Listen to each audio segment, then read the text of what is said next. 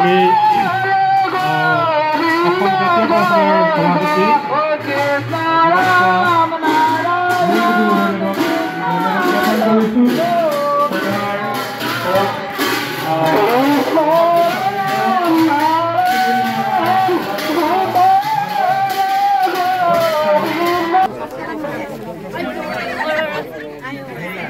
খুব ভাল লাগিছে। হালধিবাৰী নগৰ স্থানলৈ আহিলোঁ আৰু ৰাইজে ইমান মৰম দিছে। মই এই অঞ্চলৰ ৰাইজক মই গভীৰ কৃতজ্ঞতা জ্ঞাপন কৰিছোঁ, প্ৰণাম জনাইছোঁ, সকলোৱে আশীৰ্বাদ বিচাৰিছোঁ।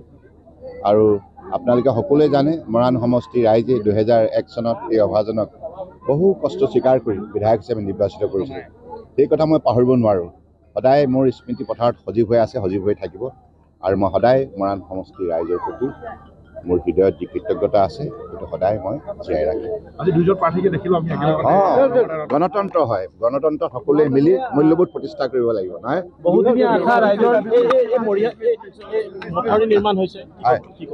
ডেফিনেটলি, কাৰণ ৰাইজে সেইখিনি কাম কৰাটো বিচাৰিছিল, গতিকে সেই কাম কৰা হৈছে।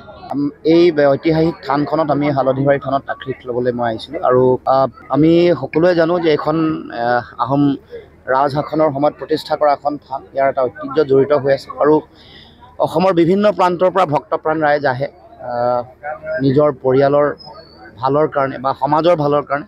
আৰু আমিও এই পবিত্ৰ থানত মূৰ দোৱাই আশীৰ্বাদ বিচাৰিছোঁ যাতে অসমৰ ভৱিষ্যত যাতে ভাল হয়। অসমৰ প্ৰতিটো জাতি জনগোষ্ঠী ভাষা ভাষী ধৰ্মাৱলম্বী লোকৰ যিখন সমাজ, এইখন সমাজত যাতে সমন্বয়, আমাৰ এইটো যিটো সাতাম পুৰুষীয়া ঐক্য সমন্বয়ৰ যিটো বৰ ভেটি, সেইটো পুনৰ যাতে শক্তিশালী আৰু সুদৃঢ় হৈ থাকে।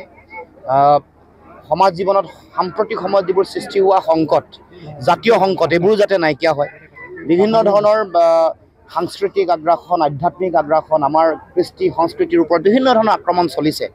গতিকে তেনেকুৱা এটা সময়ত আমি সমাজ জীৱনৰ পৰা সাম্প্ৰদায়িকতা, ঘৃণা, মানুহৰ মাজত সংকীৰ্ণতা, বিভাজন, এইবোৰ নাইকিয়া কৰি এখন সুন্দৰ অসমীয়া সমাজ গঢ়িব লাগিব। সকলো মানুহৰ মাজত সমন্বয় সৃষ্টি কৰিব লাগিব। গতিকে আজি ভগৱানৰ চৰণত শতকোটি প্ৰণিপাত জনাই আশীৰ্বাদ বিচাৰিছোঁ যাতে অসমৰ জাতীয় জীৱনৰ ভাল হয়, আমাৰ সকলোৰে যাতে ভাল হয়। আমি যাতে সমন্বয়ৰে প্ৰেম, ভাতৃত্ববোধ, একতা, এনাজৰীৰে যাতে আমি সকলোৱে আগবাঢ়ি যাব পাৰোঁ। আমাৰ আৰু অসমখনক পৃথিৱীৰ বুকুত এখন শক্তিশালী ৰাজ্য, অসমীয়া মহাজাতি সত্তাক এটা অতি শক্তিশালী জাতি সত্তা হিচাপে যাতে আমি সকলোৱে প্ৰতিষ্ঠা কৰিব পাৰোঁ। সৰ্বানন্দ সোণোৱাল সদৌ অসম ছাত্ৰ সন্থাত থাকোঁতো একেলগে আছোঁ, আমাৰ জ্যেষ্ঠ আছিল। কিন্তু এতিয়া তেওঁৰ আদৰ্শ বেলেগ আৰু মোৰো আদৰ্শ বেলেগ। তেওঁ জাতিৰ পক্ষত নাই, কা আন্দোলনৰ সময়ত ওলাইছিল, মই জাতিৰ পক্ষত আছোঁ। গতিকে ৰাইজৰ বিচাৰ ৰাইজে কৰিব। গতিকে এই থানৰ পবিত্ৰ ক্ষণত মই নিৰ্বাচনী কোনো বিষয় ক'ব খোজা নাই, প্ৰচাৰো কৰিব খোজা নাই। কিন্তু এইটো কথা ক'ব খুজিছোঁ যে জাতিৰ সংকটৰ সময়ত তেওঁ জাতিৰ লগত নাই, কিন্তু মই আছোঁ আৰু সদায় থাকিম, আজীৱন থাকিম। মোৰ যি আদৰ্শ পৰিহাৰ নকৰোঁ।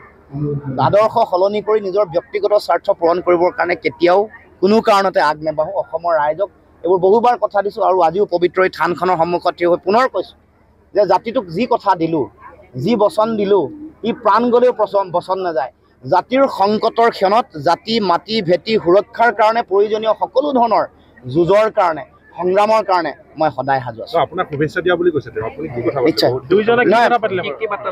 মই কৈছোঁ যে তেখেতক কৈছোঁ যে তেখেতে যিহেতু আৰু 2টা বছৰ আছেই, তেখেতে এইবাৰ নিৰ্বাচনত পৰাজিত হ'লেও তেওঁ ৰাজ্যসভাত থাকিবই। গতিকে এইবাৰ কৈছোঁ যে অন্ততঃ মই লোকসভালৈ যাওঁ, তেওঁতো জাতিৰ সংকটৰ সময়ত মনে মনে থাকে। কৈছোঁ যে আপুনিতো মনে মনে থাকে, নিমাতী কন্যা হৈ আপুনি নেতা হৈ থাকক, ডাঙৰ কথা নহয়। মোক যাবলৈ দিয়ক লোকসভাৰ মজিয়াত, মই দেখুৱাই দিম যে অসমতো যুঁজাৰু মানুহ আছে, অসমতো সিংহ পুৰুষ আছে। এইটো লোকসভাৰ মজিয়াত মই দেখুৱাই দিম।